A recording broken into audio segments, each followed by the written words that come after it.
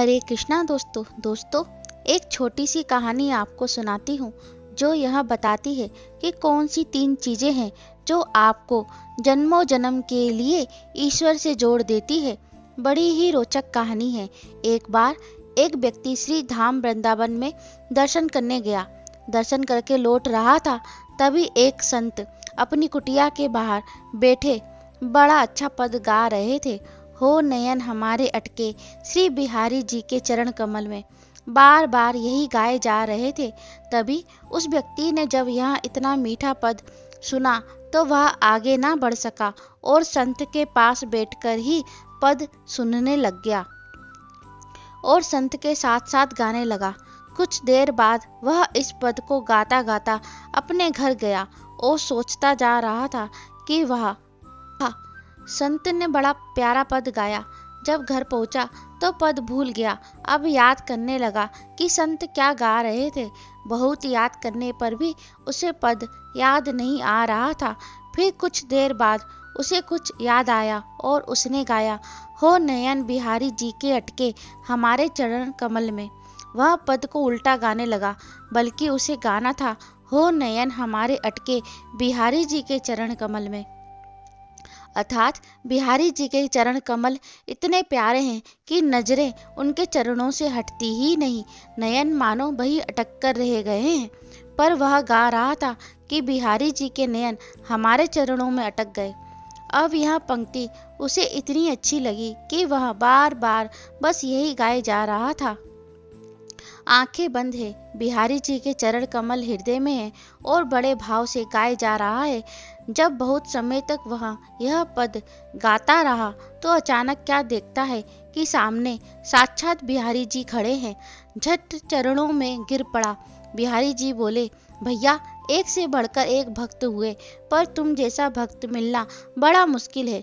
लोगों के नयन तो हमारे चरणों में अटक जाते हैं, पर तुमने तो हमारे ही नयन अपने चरणों में अटका दिए। और जब नयन अटक ही गए तो दर्शन देने कैसे नहीं आता।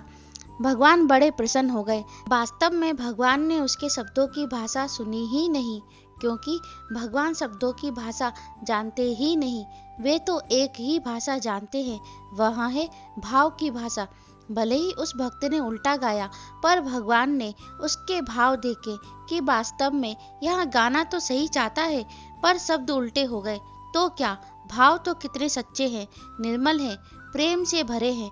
वास्तव में तो उसके हृदय में तो भगवान की भक्ति के ही भाव हैं। और सही अर्थों में भगवान तो भक्तों के हृदय का भाव ही देखते हैं।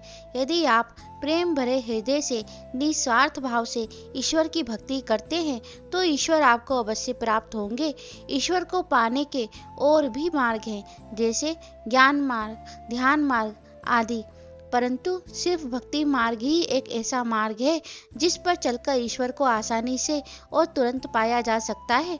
परंतु सच्ची भक्ति से ही ईश्वर को पाया जा सकता है। ढोंग ढकोसले और आडंबर से ईश्वर को नहीं रिझा सकते। ईश्वर सिर्फ मन के भाव देखते हैं। नीयत कितनी भी अच्छी हो, लोग तुम्हें तुम्हारे दिखावे से जानेंगे, और दिखावा कितना भी अच्छा हो, ईश्वर तुम्हें तुम्हारी नीयत से जानेंगे।